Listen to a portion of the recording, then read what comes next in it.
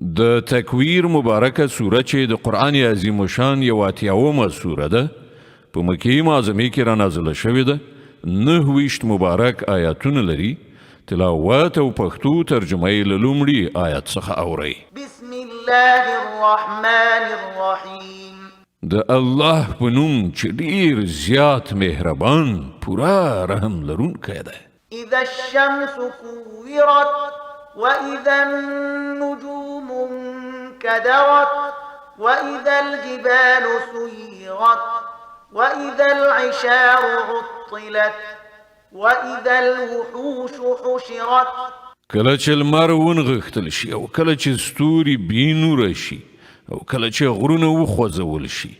او کله چې د لاسو میاشتو بلار بیوخې په خپل حالت پرېښودل شي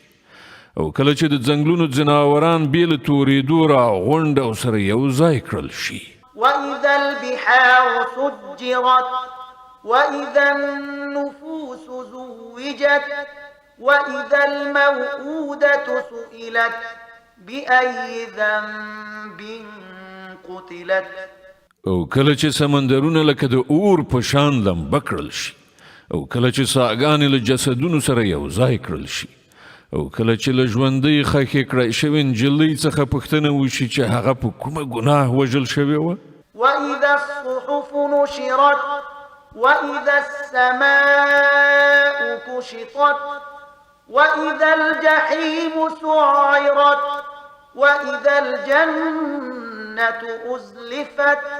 علمت نفس ما أحضرت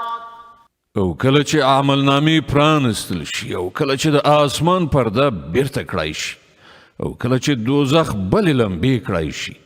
او کله چې جنت نږدې راوستل شي په هغه وخت کې به هر چا ته څرګنده شي چې له ځانه سره یې څه راوړي دي فلا أقسم بالخنس الجوار الكنس والليل إذا عسعس والصبح إذا تنفس إنه لقول رسول كريم ذي قوة عند ذي العرش مكين مطاع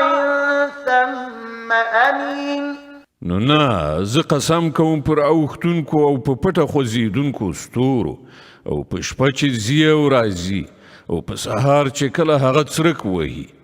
دا په واقع کې د یو ستر رسول یعنې پرښتې وینا ده چې د ډیر قوت لرونکي د عرش د څښتن په وړاندې لوړه مرتبه والا دی هماغلته د هغه حکم منل کیږي هغه د ډاډ وړ دی وما صاحبكم بمجنون ولقد رآه بالأفق المبين او ای د مکې خلکو ستاسې ملګری لیونی نه دی بشکه هغه پیغام راوړونکی په روښانه فضا کې لیدلی دی وما هو على الغيب بضنين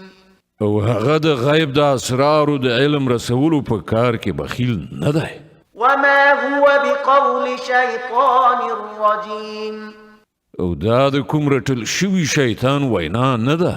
فأين تذهبون بیا تاسې کوم پلو ته ځئ إن هو إلا ذكر للعالمين لمن شاء منكم أن يستقيم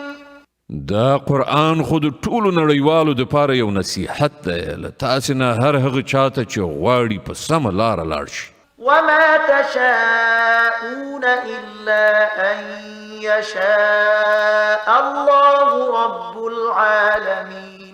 او ستاسې په غوښتنه هیڅ نه کیږي تر څو پورې چې د الله د عالمیانو د پروردګار خوښه نه وي